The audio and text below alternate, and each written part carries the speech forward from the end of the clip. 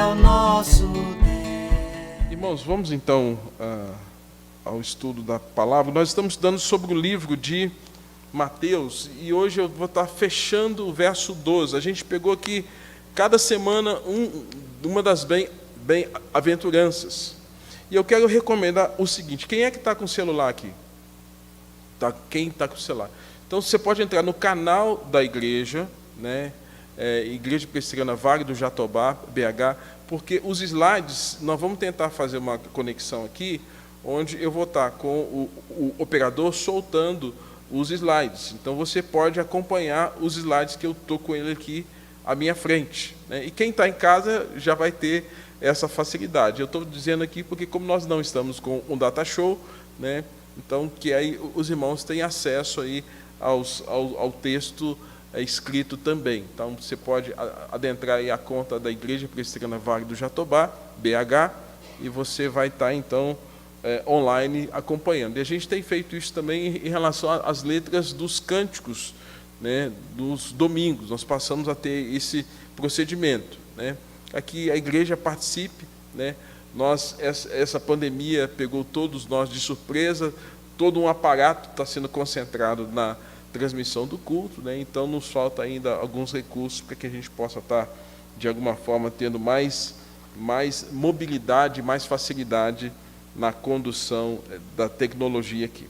Então, Mateus capítulo 5, verso 12, eu vou ler apenas o verso 12, uma vez que nós já temos explicado praticamente todos os textos que até aqui nós falamos, né? Vamos ler juntos, irmãos que estão aqui conosco? Vamos lá? Vamos lá?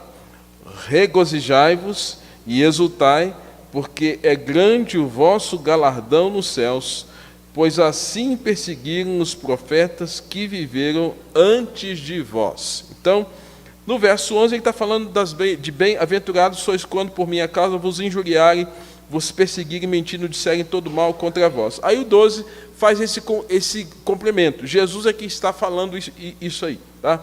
Regozijai-vos e exultai, porque é grande o vosso galardão nos céus, pois assim perseguiram os profetas que viveram antes de vós. Então, irmãos, quando a gente fala sobre bem-aventuranças, né, slide 2 aí, as bem-aventuranças trazem para nós quais as orientações? Elas são um delineamento do homem que é crente, ou seja, vai aprumar a gente, né? E elas apresentam também uma fotografia constituída de diversas facetas, né? Certamente, quando a gente tinha que tirar os documentos antigos, né, a gente tirava a foto de frente, foto de lado, para ficar lá no arquivo lá da Polícia Civil, né? Ou a Federal, né? Então, quando a gente fala das bem-aventuranças, elas vão falar das várias facetas, ou seja, quando a gente tira uma foto de vários ângulos do mesmo quadro, da mesma pessoa, é isso que ele quer nos ensinar, né? Elas representam isso, e elas refletem em si o caráter de Cristo. Então, quando a gente vai estudar as bem-aventuranças, elas vão refletir o caráter de Cristo, né? No próximo slide, a gente vai ver o quê? Nós falamos aqui, e aí, se você que está aqui está com o celular, pode olhar aí para o celular, que eu acho que vai ter uma imagem, o próximo slide, eu acho que é o slide 3, que você vai conseguir entender um pouquinho do que nós queremos ensinar aqui. Martin Lloyd Jones, um pastor reformado, que escreveu um comentário sobre o Sermão do Monte, ele vai falar o seguinte: ele vai falar que quando nós estudamos as bem-aventuranças, é como se a gente estivesse subindo degraus. Tá? Ele diz assim, é como se nós tivéssemos o quê? Subindo esses degraus, chegamos num patamar e depois nós começamos a um declive. O que ele quer dizer com isso? Quando ele diz assim, bem-aventurado os humildes de espírito. Gente, se nós não nos humilharmos diante de Deus, a gente não tem como ter comunhão com o Senhor. né? Ou seja, é um coração quebrantado, que reconhece o seu pecado, que reconhece as suas fragilidades. Esse é o coração que é transformado para desfrutar da comunhão com Deus, até porque a Bíblia vai revelar a nossa fragilidade, o nosso pecado, as nossas mazelas, a nossa corrupção. Então, nesse sentido, ele diz que o primeiro degrau é desse homem que reconhece que não é nada sem Deus. Então ele fala, bem-aventurados os humildes de espírito, porque é quando nós reconhecemos que nós somos pó. E depois nós vamos passando por outros degraus, né? Aí ele vai falar assim, bem-aventurados os que choram, porque serão consolados. Aí, quem não tem Cristo, aí, gente, quem não tem Cristo não tem a plenitude do consolo. Quem não tem Cristo não tem a plenitude do consolo de Deus. É por isso que o cristão, ainda que passe por momentos difíceis, ele tem sobre si a ação do Espírito Santo que o capacita para enfrentar as vicissitudes da vida. E nesse caso, quando a dor, o sofrimento, a dificuldade bate à nossa porta, nós temos quem nos consolar, que é quem? Nosso Espírito, o nosso Deus, o próprio Espírito Santo, e nós temos ainda o quê? A palavra. E Jesus fala, vinde a mim todos vós que estáis cansados. Tem a presença do Pai, a presença do Filho, a presença do Espírito Santo, a presença da palavra. E quem sofre e não tem consolo? Já ouviu aquela frase assim, eu bebo para esquecer? Ou alguém que de alguma forma começa a tentar aliviar a sua dor com a droga, com a bebida, com o sexo, com um monte de coisa errada. Por quê? Ele está tentando algum tipo de refrigério, mas ele busca na água suja. O cristão, ele tem agora esse consolo por conta da presença da Trindade, do Pai, do Filho e do Espírito Santo e da Palavra. E ele diz ainda que bem-aventurados os mansos, né? Porque esses mansos aqui, eles vão herdar a terra. A mansidão é uma característica de Jesus. Jesus era manso e humilde de coração. Então, quando nós começamos a revelar essas características de Cristo, irmãos, isso mostra a nossa identidade com Ele. Ele vai dizer ainda aqueles que têm fome e sede de justiça, né? Bem-aventurados que têm fome e sede de justiça, porque nós seremos o quê?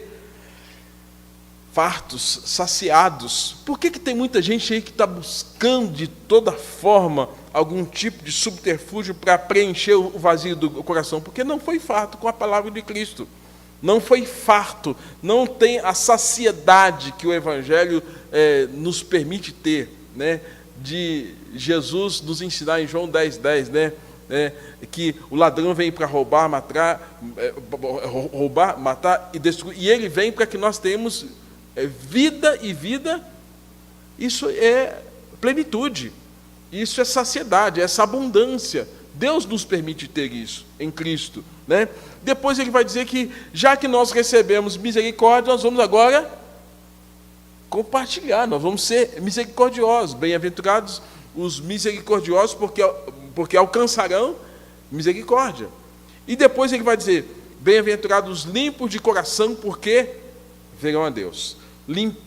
Coração limpo é um coração purificado. Coração limpo é um coração que está santificado. Foi santificado pela salvação, para a salvação, e que agora caminha diuturnamente na presença do Senhor. E aí nós nos lembramos no Salmo de número 25:14, que vai dizer assim, que a intimidade do Senhor é para aqueles que o buscam, os quais Ele dará a conhecer a sua aliança. Então, quando nós temos intimidade com Deus, Deus vai revelando segredos para nós. Martin Lloyd-Jones, ele fala assim, que quando nós desfrutamos de um coração limpo, nós conseguimos desfrutar dessa presença de Deus. E aí, Jesus vai dizer que os limpos, o que eles verão a Deus. Então, ele fala que essa caminhada humilde, os que choram, os mansos, que têm fome e sede, é uma caminhada em direção a Deus. E que o patamar, o ponto mais alto, é exatamente o quê? Limpo de coração vai desfrutar da comunhão precisa com Deus. E que depois, o slide a seguir, Ele diz que depois que nós chegamos nesse patamar de ver a Deus, agora nós temos um outro nível, que é esse declive. Porque aí, agora é uma relação nossa, não com Deus, mas é uma relação principalmente com as pessoas, com os homens. E aí ele vai dizer o seguinte, a partir do verso de número 9 das bem-aventuranças, que encerra com esses pacificadores, né? Ele vai dizer lá no verso 10, bem-aventurados os perseguidos por causa da justiça, porque deles é o reino dos céus. Bem-aventurados sois quando por minha causa vos injuriarem e vos perseguirem, mentindo, disserem todo mal contra vós. Ele diz então que quando nós desfrutamos desse fato de vermos a Deus, de desfrutarmos da comunhão com o Senhor, e esse ver a Deus não é algo físico, irmãos, a gente sabe disso, porque Deus é Espírito. Mas quando nós desfrutamos da presença dEle, quando o Espírito Santo enche o nosso coração, quando a nossa vida é tomada pela palavra, nós somos direcionados pela palavra e discernimos verdades espirituais, o que agora vai acontecer é que a gente agora vai entrar num outro declive, porque a gente vai agora ter que ter um relacionamento com as pessoas. Porque o fato de eu ser humilde, eu ter um consolo, eu ser manso, eu ter fome e sede de justiça, eu ser misericordioso, eu ter um coração limpo, isso vai mostrar uma grande diferença entre o justo e o ímpio, que nós lemos aqui no Salmo de número 1. E a partir então dessa diferença, mas ao mesmo tempo desse contato nosso com essas pessoas que na verdade não conhecem a Deus, vai imprimir inerentemente à nossa vida perseguição, injúria, mentira e todo mal que alguém possa se levantar para fazer contra você. Então, se de um lado ele fala que nós subimos, do outro ele fala que nós descemos. Descemos porque agora nós temos que ter um relacionamento com quem? Com Deus. Vamos pensar em Moisés. Moisés, quando sobe o Sinai, ele sobe e fica 40 dias ali na presença de quem? Aí quando ele desce, cheio da glória, cheio da presença do Senhor, e quando ele desce, ele tem um relacionamento com as pessoas. E foi bom aquele relacionamento com as pessoas? Logo quando ele de cara vê ali, está tudo bagunçado, bezerro de ouro, virou uma bagunça. Ansiedade, o povo fazendo coisas absurdas, a ponto de Moisés se irritar com aquele negócio todo. Né? Então, nisso, irmãos, a gente já começa a ver o seguinte: tem essa subida, patamar, descida. Essa descida é o nosso relacionamento com as pessoas, é essa análise que Martin Lloyd-Jones fala. E aí, ele vai encerrar, Jesus vai encerrar essa sessão falando: regozijai-vos e exultai, porque grande é o vosso galardão nos céus. Ele vai dizer: regozijai-vos e exultai, porque é grande o vosso galardão nos céus, pois assim perseguiram os profetas que vieram antes de vós. Né? O slide 5, tá? Gente, então, a partir de agora, eu quero pensar com vocês aqui. Isso aqui foi uma revisão assim de minutos, porque nós já vimos todos esses textos aqui, tá? 3 princípios atrelados às bem-aventuranças. 3. Primeiro deles. 3 princípios atrelados às bem-aventuranças. Primeiro, o crente, ele é diferente, né, e vive uma vida de forma diferente. E essa diferença da vida do cristão, do crente, vai ser uma evidência clara da palavra de Jesus em Mateus capítulo 10, verso 34. Peço que alguém aqui da igreja abra e leia para mim. Eu estou com o texto aqui aberto, mas para que você também participe aqui. Tá? Mateus capítulo 10, verso 34. O que diz a Bíblia, o que diz Mateus capítulo 10, verso 34? Vamos ver lá. Tá? Você que está em casa também aí, esteja atento aí ao que nós estamos vendo aqui. Mateus 10, 34 diz o quê? Alguém pode ler aí para mim?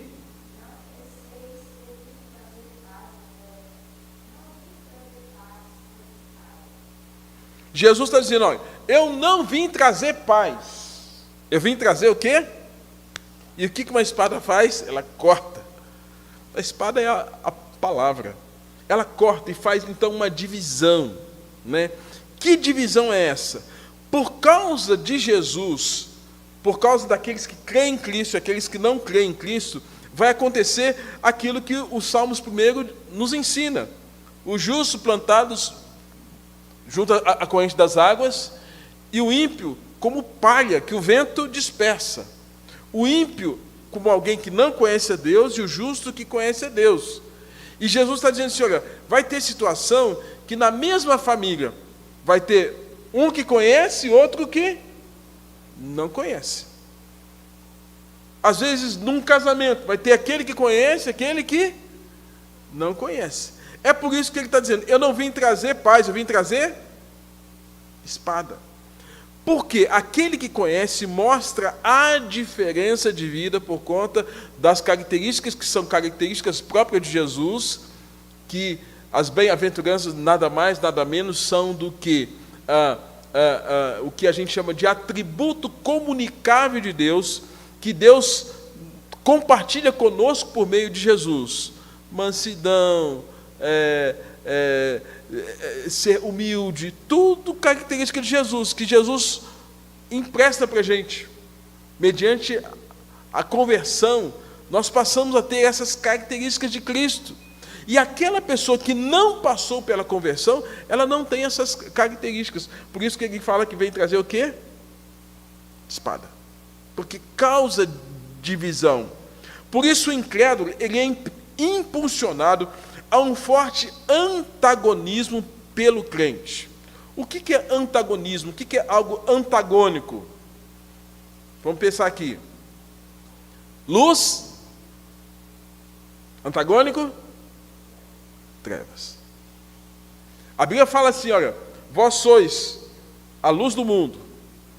Então, se você convertido é luz, quem não é convertido está vivendo ainda numa escuridão espiritual, numa ignorância espiritual, tá? E aí esse antagonismo ele vai acontecer, né? E o incrédulo vai ser impulsionado por esse antagonismo. Outra circunstância que a gente pode aprender dentro desses princípios atrelados às bem-aventuranças. Segunda coisa, a vida do crente é controlada e dominada por Jesus Cristo. Lembre-se do que Paulo disse. Porém, por isso já não sou eu quem vive, mas Cristo é que vive em mim, né? Nós cantamos o cântico, né? Jesus Cristo mudou o meu viver. Quando Jesus Cristo muda a nossa vida, o que vai acontecer é, 2 Coríntios, capítulo 5, 17. E assim, se alguém está em Cristo, nova criatura é, as coisas antigas já passaram, eis que tudo se fez novo. É uma nova vida.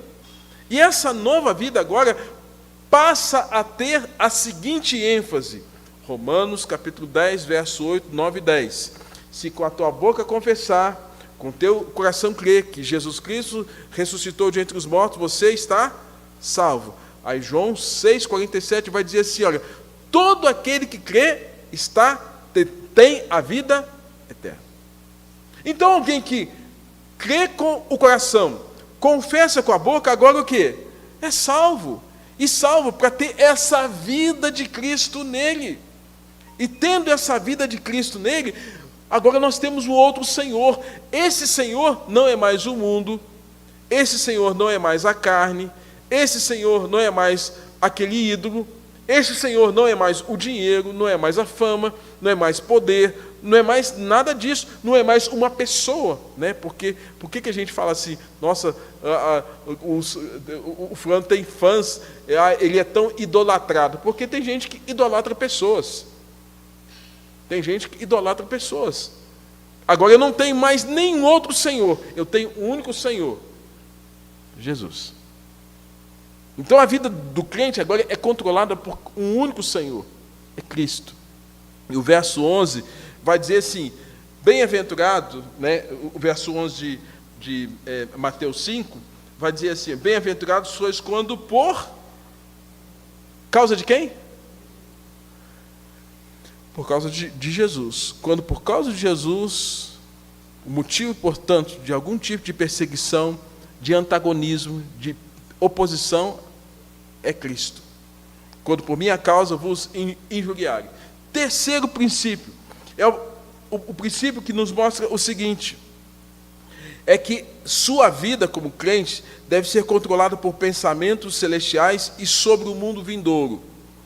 Então, você se lembra lá que no verso 12 ele começa dizendo: regozijai-vos e exultai, porque é grande o vosso galardão onde? Aí ele vai dizer assim: porque assim perseguiram aos profetas que vieram antes de vós. Lá em Hebreus capítulo 11, quando a gente olha aquela galeria dos heróis da fé, foram homens e mulheres que guardaram a palavra do Senhor, mas eles não estavam com os olhos fitos tão somente naquele tempo presente. Os olhos deles estavam voltados lá para frente. Hebreus capítulo 11, verso 10. Abra aí a sua Bíblia, slide 8. Isso, a gente está aqui no 8. Tá? Nesse slide 8, Hebreus 11, 10 fala assim, fala que os heróis da fé aguardavam a cidade que tem fundamentos, a qual Deus é o arquiteto e o edificador.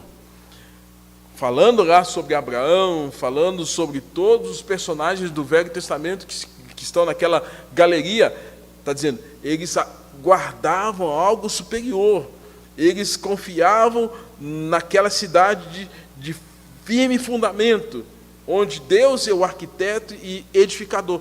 Porém, o incrédulo ele faz tudo quando pode para não pensar no mundo vindouro e por isso busca os prazeres como fuga. Se você estava aqui no domingo passado à noite, eu comecei o sermão já com uma palavra assim. E se você morrer hoje? Você se lembra? Porque eu fui falar da justificação pela fé. Lutero foi o grande precursor da reforma, né?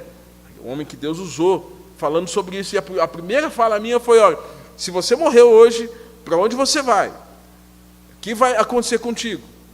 Porque Lutero achava que poderia buscar a salvação fazendo coisas para Deus. Até que ele entendeu que não era ele fazer coisas, era o que Cristo fez por ele na cruz, né? Mas o incrédulo, ele vive da forma como vive, sabe por quê? Porque ele não tem essa convicção do mundo vindouro. Falei aqui agora há pouco a morte de um pastor, reverendo Jorge Caneiras. Certamente a família está entristecida. Nós estamos entristecidos. Mas nós temos uma convicção da nova vida, ou da vida eterna em Cristo Jesus. Do novo céu e da nova terra. O ímpio não tem isso. Então, irmãos, a partir dessas declarações, nós podemos ter uma base para compreender as afirmações de Jesus. Eu vou falar coisas aqui que, na verdade, eu sei que é difícil para você e é difícil para mim, até porque eu lido com gente, tem 31 anos que eu lido com gente que, né, estou no pastorado e já vivi muita coisa e já passei por muita coisa, né? E então, quando a gente olha para essa bem-aventurança, a bem-aventurança está falando assim: olha, quando você for perseguido, você tem que ficar o quê? Alegre. Quando você for perseguido, você tem que exultar. Como? Então, como é que a gente lida com isso? A gente aí a Bíblia está dizendo, a gente é humilde, a gente chora, a gente é manso, a gente tem fome e sede de justiça, a gente é misericordioso, a gente é limpo de coração, a gente é pacificador, e agora a gente vai ser perseguido por causa disso? Esse é o grande problema que leva muita gente a não permanecer na fé cristã. Porque ao viver tudo isso aqui, ou a dimensão desses ensinos de Jesus, vai criar esse antagonismo. E o que vai acontecer? A primeira coisa que vai acontecer é essa oposição, essa perseguição. E o crente deve enfrentar a perseguição sem retaliar. Esse que é o grande problema. Tem 3 coisas aqui que eu vou dizer que eu sei que não é fácil. Ante a violência, ante a prisão, ante o fuzilamento, ante a calúnia, ante os maus tratos, você tem que viver como bem-aventurado, e aí o princípio é não retaliar. Retaliar é mostrar-se igual ao homem natural, o qual sempre retruca da mesma moeda instantaneamente. Como a gente fala, bateu, Levou. Aí Jesus Cristo fala, bateu? Dá outra face. Olha a dificuldade de ser cristão hoje. Né? O crente é diferente em sua natureza, por isso, evitar a retaliação se torna algo natural à nova vida em Cristo. Gente, hoje é moda, hoje tem igreja para tudo quanto é tipo, né? E tem crente para tudo quanto é tipo. Gente, mas viver isso aqui não é fácil. Ser crente está lá no oba-oba, cantando, pulando, vive isso aqui. Alguém que te agride, que espezinha você, que de alguma forma pratica algum tipo de violência contra você, que calunia você, que maltrata você, mas aí a causa não é a sua pessoa, a causa é o quê? O evangelho que você crê. As marcas de Cristo na sua vida. Não é fácil. E aí, ser um bem-aventurado nesse aspecto e regozijar é não buscar a retaliação como forma de ação. Segundo, o crente deve evitar o ressentimento. Não ressentir-se é algo tremendamente difícil. Ficar ressentido é sinal de perda do controle das nossas ações. Ter a índole ferida mexe com o brilho da gente. Portanto, agir com o espírito contrário se torna o grande desafio para não revidar o mal sofrido. Você já foi maltratado por alguém por causa da palavra? Vou contar uma experiência minha aqui. Certa vez eu estava pregando na minha igreja de origem, tinha uma pessoa estrangeira. E essa pessoa estrangeira, ela não admitia que um negro pregasse para ela. Eu era filho da igreja, ela chegou depois, e ela não admitia. E eu era um dos pregadores da igreja. E aconteceu então que, certa vez, o pastor estava de férias, e, se você prega, deu escalinha, eu cumpri, sou obediente. E quando estava pregando, essa pessoa sentou do lado da minha mãe, uma senhora com a segunda série primária, ela começou a falar mal de mim para minha mãe, para me machucar. E aí, a minha mãe, muito simples, não entendendo por que daquilo, né?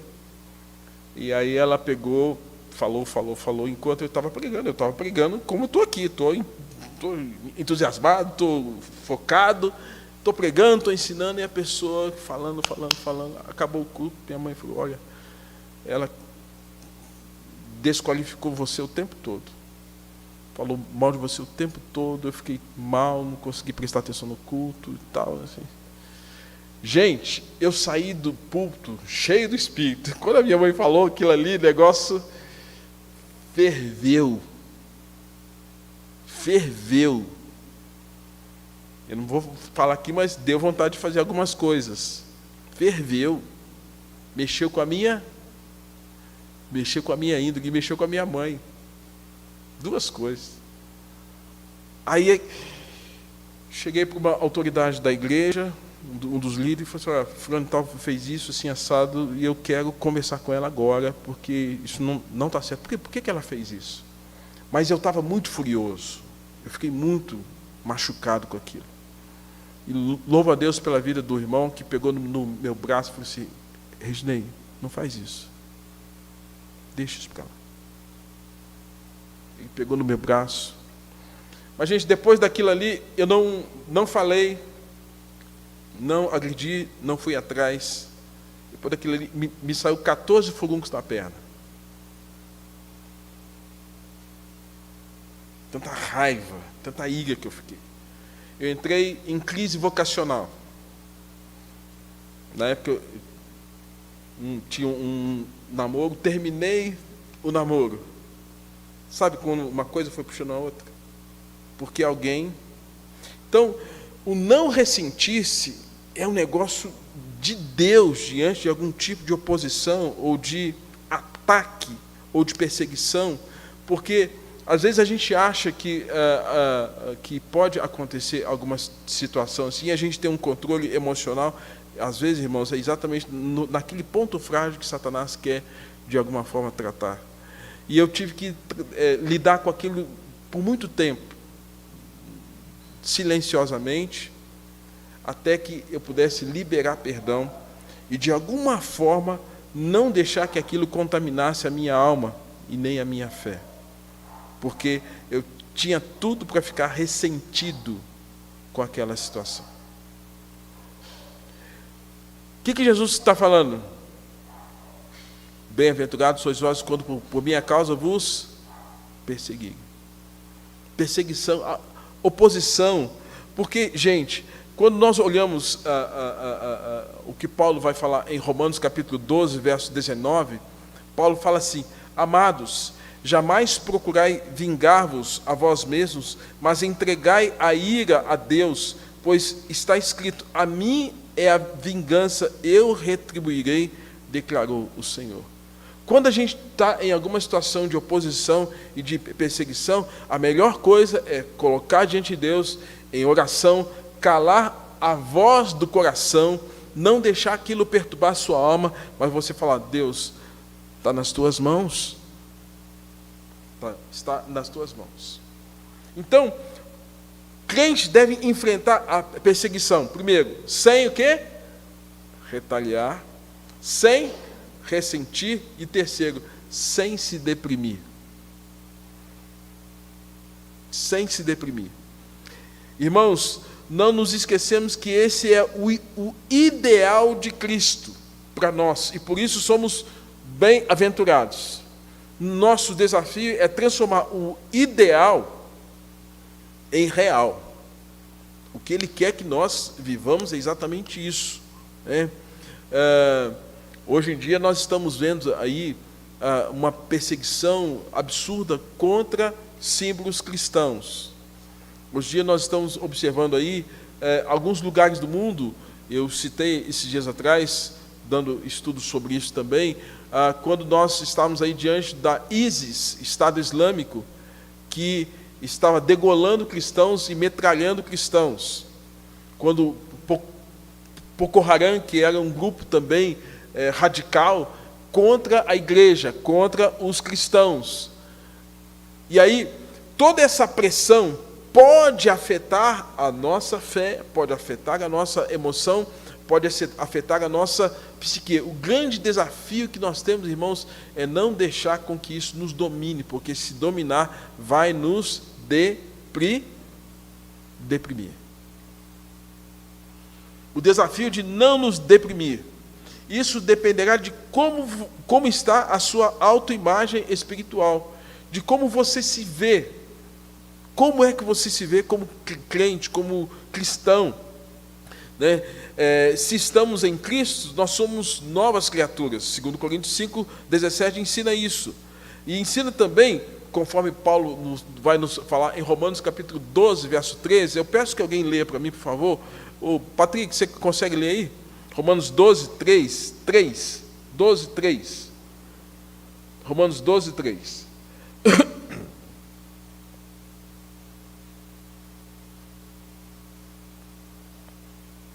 Aí agora estamos no slide de número 13. 12, 3. Pode ler.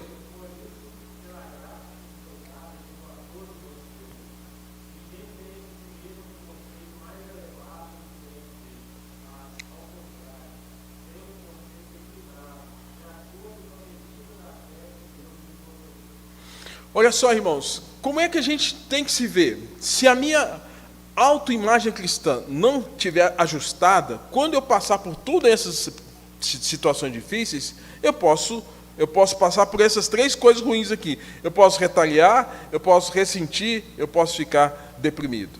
Mas se a minha autoimagem estiver correta, sou nova criatura, né?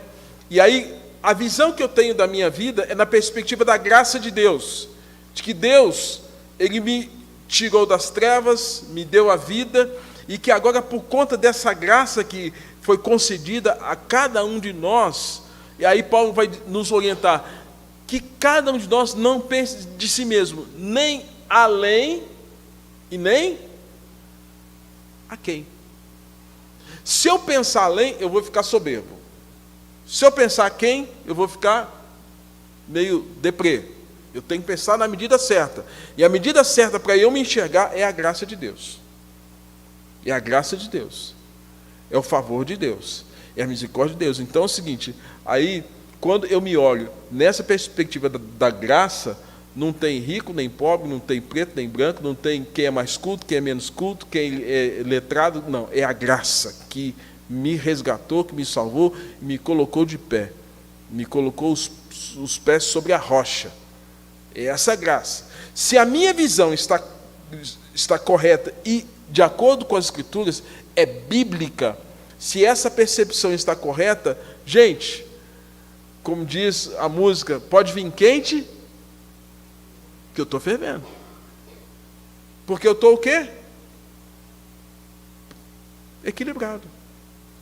Se eu não tiver equilibrado, penso a quem? Penso além.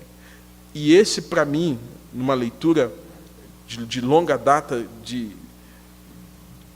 relacionamento com pessoas, de pastoreio, esse é o grande problema que muitas pessoas têm, que elas não se veem na perspectiva da graça de Deus. E quando a gente não se vê na perspectiva da graça, ou a gente pensa quem, ou a gente pensa além. E isso faz com que, quando as setas vêm, quando as dificuldades vêm, quando as perseguições vêm, a gente não sabe direito para onde a gente vai, o que a gente faz. Então, assim, não podemos pensar além do que convém, não podemos pensar a quem do que convém, temos que pensar com moderação, slide 14, com moderação, que essa é a palavra que Paulo vai dizer para nós.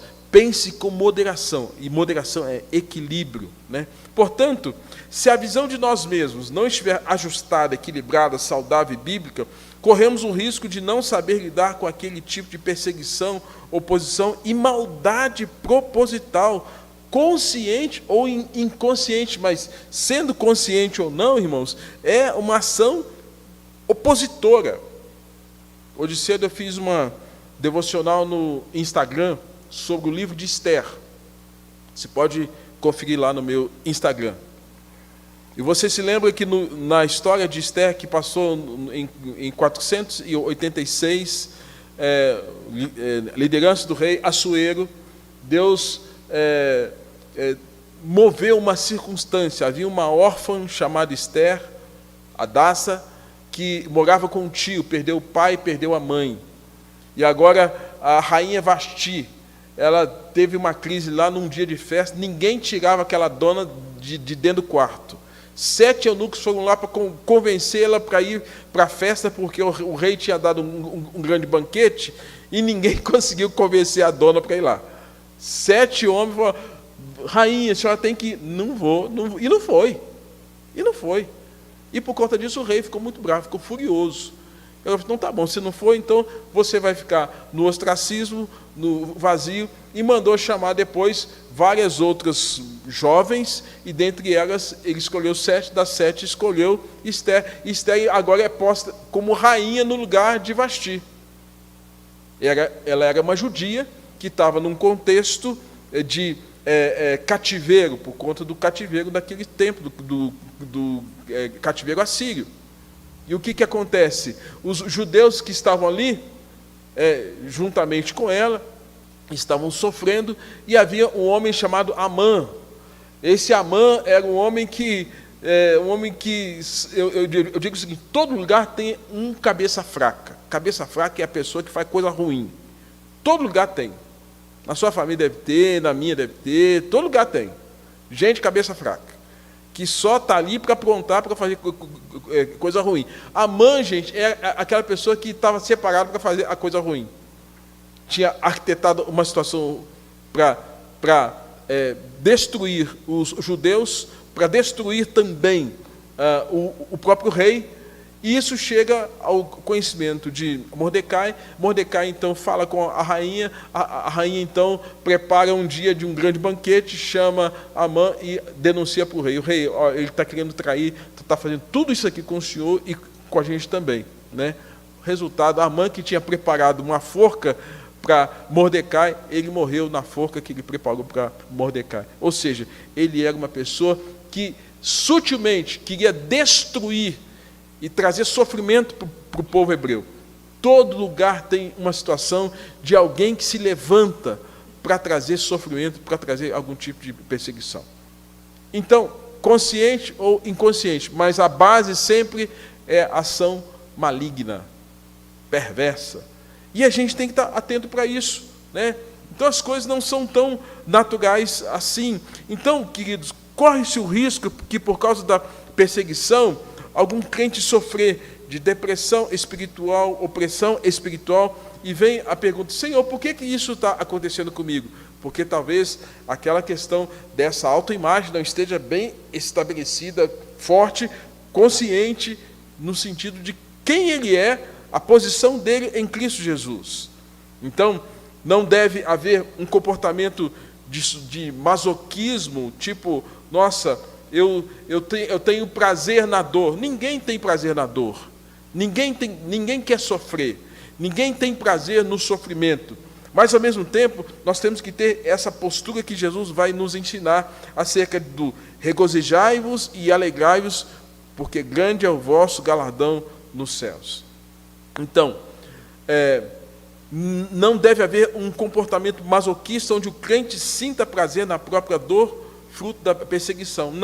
Não deve ser isso que deva controlar o crente. Muito pelo contrário, Jesus ensina que é preciso regozijar e exultar. Motivo do regozijo. Qual é o motivo do regozijo, da alegria? Primeiro, porque seu nome está escrito no livro da vida. Segundo, porque você tem a revelação da verdade do Evangelho. E onde a luz está presente, o que vai acontecer? Vai incomodar quem? Não tem jeito, gente. Então, esse antagonismo é inerente à vida do crente. Converteu e vai receber algum tipo de oposição. Lembra lá? Aquele que rouba, aquele que não trabalhava, trabalha. Aquele que falava palavra de baixo calão, não fala mais. Antagonismo. Aí você passa pela mudança, pela conversão, aí agora alguém começa, você está tão diferente, por quê? Você não sai mais com a gente? Você não sai mais com a gente? Você não fala mais aquilo? Você não age mais? Não. Por quê? Agora está na luz. E vai incomodar quem? As trevas. Então, o motivo, porque seu nome está escrito no livro da vida, porque você tem a revelação da verdade, porque a perseguição que você sofre, sendo por causa de Cristo, é sinal de que você pertence a Ele e não ao mundo. Por fim, irmãos, já estamos encerrando, é preciso examinar toda a perspectiva a respeito de si mesmo, em relação ao Evangelho, eu ponho aqui de maneira repetida, em função do Evangelho. E essa percepção é quem você é, na perspectiva das Escrituras Sagradas, a consciência do seu lugar, onde eu estou. A Bíblia fala que você foi tirado do império das trevas, foi posto onde? Sob a rocha, no reino do Filho do seu. Sua posição é essa agora. Você não está mais lá. Você está aqui agora. Então você não pode estar aqui querendo viver lá. Você estava lá, agora você está aqui, né? E o conhecimento daquilo que me espera. Quando você é posto nessa outra posição, né, do reino do Filho do seu amor, há uma viva esperança, porque Paulo vai falar em Tito que nós aguardamos uma viva esperança, e essa esperança é a volta de Jesus, é o novo céu, é a nova terra. Segundo Coríntios capítulo 4, verso 17, aí vai nos ensinar o seguinte: porque a nossa leve e momentânea tribulação daqui da terra produz para nós eterno peso de glória. Então, aqui na terra, passamos por dificuldades, perseguições, oposição, mas o que nos espera lá no céu é muito maior, né? E aí, a recompensa que nós temos disso tudo, irmãos, é galardão. O que é o galardão? Nós não sabemos direito o que é, mas é uma recompensa que Deus diz que vai estar agraciando aqueles que são dele, né? Sobretudo esses que passaram por algum tipo de oposição mais intensa, mais severa, né? Então, não devemos servir a Deus por busca de recompensa, isso seria obras, mas Cristo disse que nos dará, no final, além da nossa salvação, o galardão. Ao buscar sermos como Cristo, não teremos aplausos do mundo, mas o ódio. O galardão é a recompensa que pouco sabemos sobre ela, apenas que ela será dada. Não sei se vocês assistiram nessa semana algo muito triste, um pastor de uma grande igreja de São Paulo, capital. Ele disse que esse livro aqui, ele está errado. Que esse livro aqui está incompleto para essa geração, sobretudo diante dessa questão de gênero. Ele diz que a Bíblia tem que ser reescrita para lidar com essa turma que está aí. Certamente recebeu o quê? Aplauso de quem? Do mundo. Olha aí no Facebook, Instagram, você deve ouvir aí. Não vou nem falar o nome dele aqui não, porque questão ética, mas dá uma olhada aí. Está sendo aplaudido pelo mundo. Mas a Bíblia sempre foi palavra de Deus. Não vai mudar. E não devemos mudá-la por causa dos homens. E ainda que nós sejamos perseguidos, nós temos que falar como Martim Lutero, que a minha consciência cativa a palavra de Deus. Deus fez macho, ponto. O homem natural exigiu a crucificação do Filho de Deus. Quando a gente vive com essa mente do homem natural aqui, das trevas, ao olhar para Jesus, lembra lá, veio para os seus, meus seus, o homem natural, o judeu, na sua visão natural, ele olhou para Cristo, não, nós precisamos crucificá-lo, porque ele fala que é Deus, ele fala que perdoa pecados, ele fala que cura, ele fala, precisamos fazer alguma coisa. O homem natural é esse, que é cego, surdo e mudo espiritualmente, e que exigiu a crucificação de Jesus. E para a gente finalizar, Hebreus capítulo 10, verso 35, fala assim, que nós não podemos não lanceis fora, pois a vossa confiança que tem grande recompensa. Nós não podemos perder a nossa confiança no Senhor, a despeito de qualquer tipo de perseguição que nós possamos passar. Os galardões são uma realidade celestial, ninguém sentirá perdas ou ganhos, mas haverá certa diferença a qual nunca deixamos de perder de vista. E aí, voltando para o texto inicial, bem-aventurados sois quando vos insultarem e vos perseguirem, mentirem, disserem todo mal contra vós, por minha causa, exultai e alegrai-vos sobremaneira, pois é esplêndida a vossa recompensa nos céus, porque assim perseguiram os profetas que viveram antes de vós. Bem-aventurados são comparados aos profetas. Se hoje você está sofrendo por algum tipo de situação em que, por causa do Evangelho, alguém está espezinhando você, você está sendo comparado aos profetas. Isaías, Jeremias, Ezequiel, Daniel e tantos outros mais. Sua vida pode ser semelhante a deles, mas sua vida também receberá a recompensa tal qual eles assim também já estão desfrutando na presença do nosso Deus. Então, irmãos, nossa reflexão nessa noite é essa. E aí a gente fecha o livro, fecha as bem-aventuranças, esperando que a gente possa estar vivendo essa palavra aqui, não perdendo o foco daquilo que ela nos ensina, e com isso nós estejamos espelhando dia a dia o caráter de Cristo através da nossa vida. Amém? Que Deus assim nos abençoe, né? Deus nos guarde. Aos irmãos também que estão em suas casas participando conosco. Vamos orar e assim a gente vai estar encerrando o nosso trabalho nesta noite. Senhor Deus, nosso Pai, obrigado por esta noite, pela palavra, pelo estudo que Tu estejas, Deus, trazendo entendimento a cada um de nós acerca dessas verdades tão preciosas e que elas encontrem guarida, lugar no nosso coração, para que possamos espelhar de fato o caráter de Cristo. Essa é a receita da felicidade, as bem-aventuranças, que nós possamos buscar nas Escrituras e não no mundo, e não no tempo presente, aquilo que pode satisfazer a nossa alma. Obrigado porque Jesus nos deu essas palavras e são elas palavras de vida eterna, de salvação e de consolação ao nosso coração. Assim oramos e agradecemos em nome de Jesus. Amém.